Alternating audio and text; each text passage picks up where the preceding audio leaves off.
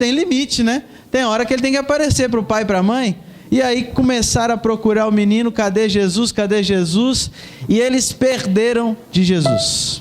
Voltaram e encontraram Jesus lá. Essa história traz um importante alerta para a gente. Nós também corremos o risco de perder Jesus. Na correria do dia a dia, na correria das festas, nas festas de Natal, nas festas da Páscoa, a gente pode acabar esquecendo de levar Jesus com a gente. No Natal a gente pode falar de presentes, panetone, árvore, luzes, até do Papai Noel, e esquecer de quem? O aniversariante, Jesus. É lógico que a gente pode comemorar, mas a gente não pode esquecer do aniversariante. Comemorar o Natal é muito bom. Comemorar o Natal é uma bênção. Eu queria compartilhar com vocês algumas curiosidades a respeito do Natal, para mostrar como é bom a gente comemorar o Natal. A palavra Natal, ela vem do latim, natale. É a forma reduzida de natalis dies, que significa dia do nascimento. Do latim, natale, veio o francês Noël. Deve ser assim, né? Noël. Faz um biquinho, Noël. Noel originou o Papai Noel, que em realidade significa então Papai Natal, né? Ou Papai Nascimento. Para o mundo cristão, essa é a data da ocasião do nascimento de Jesus. Só que tem um problema. As fontes mais confiáveis que a gente tem, que é a história sagrada e a história secular, dizem que é quase certo que não foi nessa data que Jesus nasceu. 25 de dezembro está por fora. Como é que começou essa comemoração? Muita gente especula que foi no quarto século, mas não tem certeza.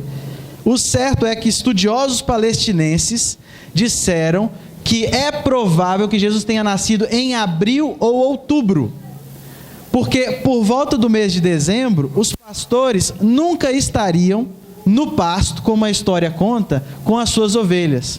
É um inverno muito rigoroso, então eles não iam estar nunca. É provável que eles estariam em abril, talvez outubro, e por isso o nascimento de Jesus não foi nessa data.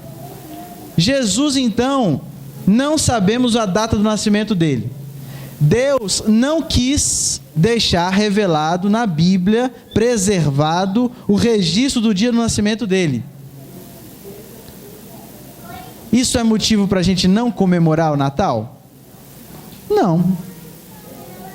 Nada na Bíblia proíbe a comemoração do Natal. Muito pelo contrário. Deus sempre gostou e foi favorável a festas. Israel gostava de festejar. E Deus promovia, deixava que eles festejassem. Havia festa da colheita, havia festas religiosas, festas de épocas, festa de lua, festa de conquistas do passado, festas pós-guerra. E assim como hoje Deus não se incomoda se a gente comemora o nosso aniversário, as bodas de casamento, Ele também não se importa que a gente comemore o aniversário de Jesus, mesmo não sabendo certinho qual é o dia dele. Se o dia não é certo, a realidade é certa. Um dia Jesus nasceu. E esse nascimento foi muito importante para nós. Tem um significado profundo para a nossa existência, o fato do Salvador ter nascido aqui. E isso nos dá a certeza da salvação eterna. Uma outra curiosidade de Natal: a árvore de Natal. Circulam por aí comentários estranhos sobre a árvore. A origem da árvore de Natal é meio controvertida. Tem boatos circulando na internet, inclusive, falando que tem a ver com um massacre bárbaro, onde cabeças degoladas eram penduradas em pinheiro, um negócio mal estranho. Nenhum historiador de respeito acredita nessa lenda, e fala isso, e diz que isso realmente aconteceu, apoia essa ideia. Vários pesquisadores, ao contrário, afirmam que é provável que Lutero tenha começado esse costume de árvore de Natal. Dizem que Lutero um dia estava caminhando no meio de uma floresta de pinheiros, e ele contemplou quase bobo as luzes das estrelas entre os galhos do pinheiro, e os galhos estavam cheios de neve, e as estrelas começaram a brilhar, e ele achou aquilo tão lindo, mas tão lindo, aquela cena foi tão sublime, que ele cortou um pedaço de galho, levou para casa, colocou na sala, e colocou um monte de vela, e aí chamou os filhos e mostrou para eles, aquela cena bonita, e dizem que aí surgiu a ideia de colocar uma árvore dentro de casa, com pisca-pisca, né? Seja como fosse, foi Lutero ou não, a árvore é um símbolo de vida, de alegria, de esperança de uma vida melhor, e isso é sempre bom. Uma terceira curiosidade, o Papai Noel. A história do bom velhinho dizem que foi inspirada num bispo católico, chamado Nicolau. Ele viveu e trabalhou na Turquia por volta do século IV.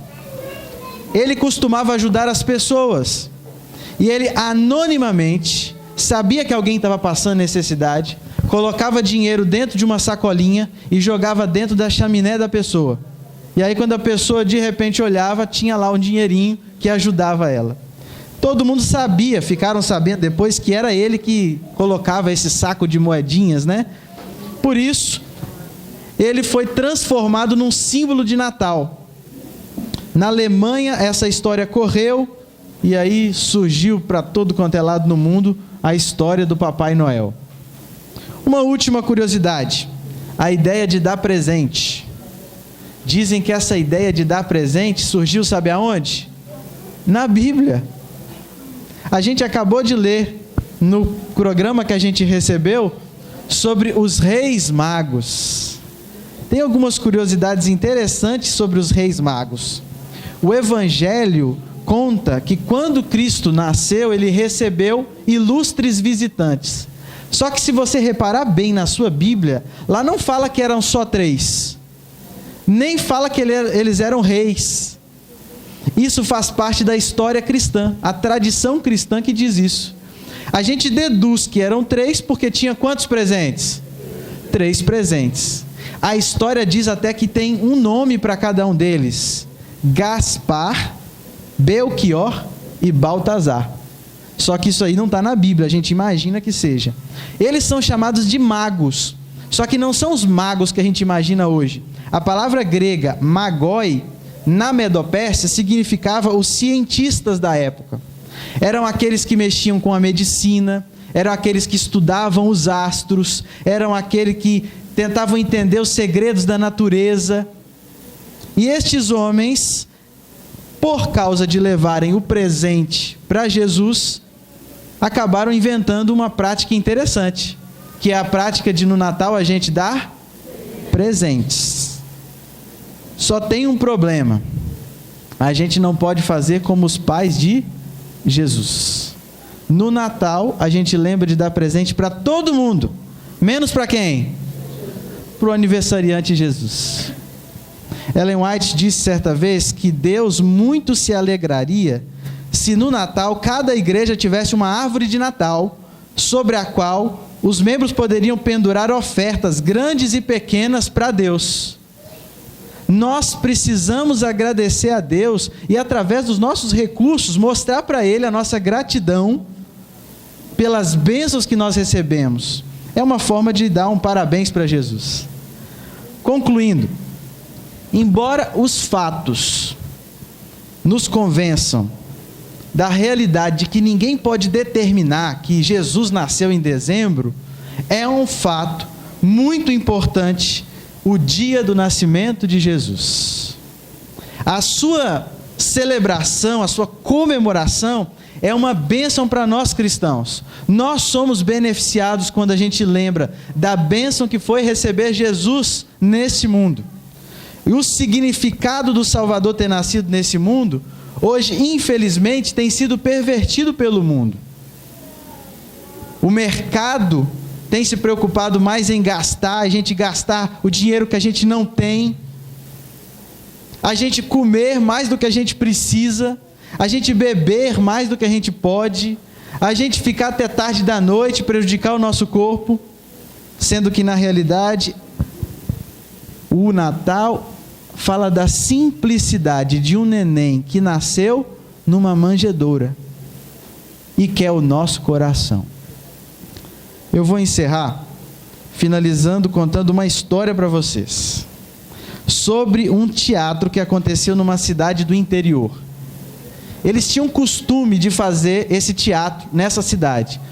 Todo ano tinha esse teatro. E era interessante como a cidade inteira se mobilizava. A prefeitura tinha por costume separar a praça principal para essa peça do nascimento de Jesus. Quem eram os participantes? Alunos cuidadosamente escolhidos das escolas da cidade. Tinham que ser bons alunos, bons amigos, dar bom exemplo para poder participar da apresentação. Eles montavam um presépio vivo na praça. As ruas eram todas preparadas como se fossem as ruas de Belém. Vinha gente de tudo quanto é lugar das localidades vizinhas para assistir. Antes mesmo da época do Natal, o cenário já começava a ser preparado. As vias da praça imitavam Belém, as casas uma do lado da outra, a estalagem e a estrebaria com os animais. Tinha tudo. Chegou então o grande dia da apresentação. E os responsáveis pela peça também estavam ansiosos, estavam preocupados para que tudo saísse conforme planejado, igual a cantata de hoje. Todo mundo preocupado, será que vai dar certo? E o povo chegou, foi se amontoando, todo mundo na praça. O espírito de Natal fazia todo mundo ficar unido, todo mundo prestando atenção na história. As crianças, os juvenis escolhidos, estavam ansiosos também por participar, tinham decorado as suas falas, mal podiam esperar para entrar em cena. Naquele ano, estava Maria, José, e o dono da estalagem era um menino chamado Davi. Davi era um dos alunos do 4º ano, e era a primeira vez que ele estava participando dessa apresentação. Estava tudo no lugar, a encenação começou, tudo estava acontecendo bem. Maria entrou pelas ruas em cima do jumentinho, José guiando. Ambos chegaram até a estrebaria. Famintos, cansados da viagem, pararam ali e começaram a perguntar para o dono: Senhor, viemos de muito longe, minha esposa está grávida, será que tem um lugarzinho para nós hoje? Perguntou José. E Davi falou: não tenho lugar nenhum, a casa está cheia. E José insistiu: Senhor, qualquer lugar serve para nós, por favor, nós viemos de longe. E aí Davi, nervoso: não tenho lugar aqui para vocês. Se vocês quiserem, tem um curral lá atrás na estalagem. É o único lugar coberto que dá para vocês passarem a noite. É o que eu posso fazer. Foi o que Davi disse.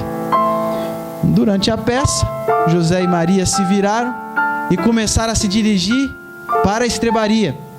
No entanto, algo inesperado aconteceu. Davi ficou emocionado com essa situação. Não resistiu. Interrompeu a peça e gritou: José, Maria, volta aqui, tem o meu quarto. Vocês podem dormir no meu quarto. Quando ouviram isso, os responsáveis pela apresentação entraram em desespero. A peça estava estragada, não tinha mais como. Só que naquele momento, a multidão que estava assistindo começou a aplaudir em pé, como que quisesse que a história terminasse desse jeito. E aquilo foi motivo de grande alegria para toda a cidade. O que era um desastre tornou-se o comentário da cidade por muitos anos. Que privilégio perder o dono da estalagem porque não estava esperando Jesus. O tão aguardado Messias, Salvador do mundo, podia ter nascido na cama dele e ele não estava esperando Jesus. Muita gente naquela época não estava esperando. Jesus hoje também precisa de um lugar para ficar. Ele quer morar no nosso coração. E às vezes você pensa, mas meu coração está sujo, meu coração tem pecado. Não tem problema, ele nasceu numa estrebaria, ele não se importa com isso. E o melhor presente que você pode dar para ele nesse Natal é o seu coração. Muita gente naquela época se distraiu, e a música que a gente vai ouvir agora fala sobre isso. Todo mundo esperando. Não, ninguém esperava. E o meu pedido para você, enquanto o coral se prepara e vai cantar essa música, é que você abra o seu coração para Jesus. Nós não podemos esquecer de Jesus como seus pais um dia fizeram. Não deixe que a festa, as luzes, os presentes distraiam você do verdadeiro aniversariante, do verdadeiro motivo do Natal. Nós precisamos, quando acabar esse Natal, continuar com Jesus em nosso coração. Afinal, mais importante do que o dia é o aniversariante Jesus, que vive em nosso coração. Amém.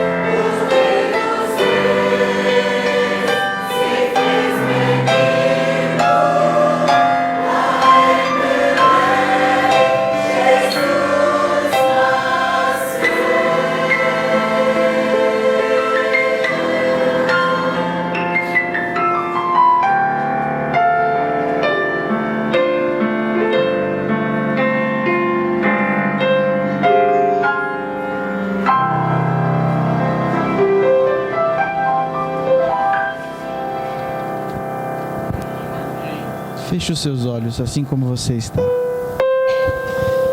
Querido Deus, a gente fica triste quando a gente pensa que Jesus poderia ter muito mais glória no seu nascimento, podia ter muito mais conforto, podia ter tido mais festa. Só que muitas vezes, Senhor, a gente faz a mesma coisa hoje.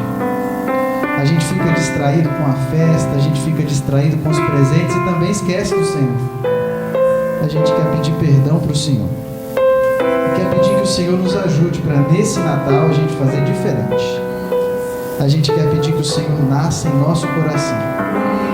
A gente quer pedir que o Senhor seja o primeiro, o principal em nossa casa. Que a gente possa convidar o Senhor para nascer no nosso lar. Que o nosso Natal seja diferente com o Senhor, com a gente. Esse é o nosso pedido, essa é a nossa oração hoje. Em nome de Jesus.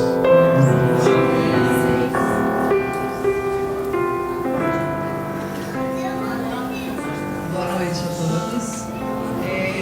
Nós queríamos um minutinho aqui, antes de terminarmos. Nós não podíamos deixar de fazer os nossos agradecimentos especiais. Muito obrigada a você que esteve aqui para que tudo isso acontecesse. Tá? Nós estamos muito felizes com a presença de vocês, visitantes. Voltem mais vezes, a porta está aberta para cada um de vocês, ok? E pessoas especiais, como tem programação especial, nós temos pessoas especiais também que contribuem para que tudo aconteça. Né? Então, agora neste momento, eu vou passar para o Daniel, para ele dar o prosseguimento aqui. Então, não vai chorar, né, Daniel? Para fazer os agradecimentos. Bem, irmãos, nós estamos terminando no final de semana que foi uma bênção nas nossas vidas. Ontem nós tivemos a apresentação da orquestra, todos que puderam estar lá, foi algo assim, a primeira apresentação da orquestra do Vilmarim foi maravilhoso. E hoje nós estamos coroando com essa linda programação do coral aqui do Vilmarim. E nós temos algumas pessoas que nós gostaríamos de presentear, né, Eusimar? Foram pessoas assim fundamentais nessa noite para que tudo isso acontecesse. Eu gostaria de primeiramente falar de uma pessoa que assim, é algo que uma vez eu estava pensando com a Ciliane, e tem 20 anos mais ou menos que eu tenho um grupo Adorai. A gente sempre cantou, o Gélio inclusive já tocou para o grupo Adorai. Esse grupo é algo assim muito especial para nós. E nós tivemos no grupo Adorai uma pessoa que foi a Valquíria Barbosa. Valquíria Barbosa, ela saiu do grupo Adorai e aí durante um tempo ela foi cantar no coral lá da Igreja Central. E neste coral ela tinha como maestrina a Raquel, que se encontra aqui presente, inclusive regendo o nosso coral. Uma vez eu falei com a Ciliane, Ciliane, eu já tive vontade de fazer inscrição na Central de Vitória para eu poder ser regido pela maestrina Raquel. E aí, de repente, o Vitor falou do projeto que ia fazer na nossa igreja de coral. E, irmãos, a minha surpresa quando eu estava aqui e entro na minha igreja, Rafaela e a Raquel. Irmãos, a Raquel sentou com uma flauta doce e passou para a gente as notinhas, foi passando as vozes e nós ali pudemos aprender ali as músicas, as primeiras notas para poder estarmos cantando os louvores que estamos cantando hoje. E eu não entendi, eu falei, meu Deus, eu queria ir lá e agora o Senhor trouxe ela aqui na nossa igrejinha, que negócio é esse?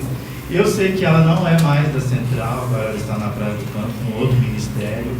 E Raquel, nós assim, não temos palavras para agradecer o trabalho que a sua filha começou e você continuou tão bondosamente, com tanto desprendimento. Nós estamos muito felizes.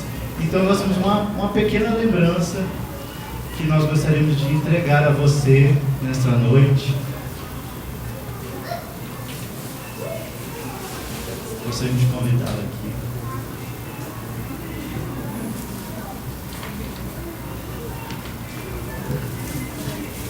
flores, porque ela é uma pessoa super delicada, gente.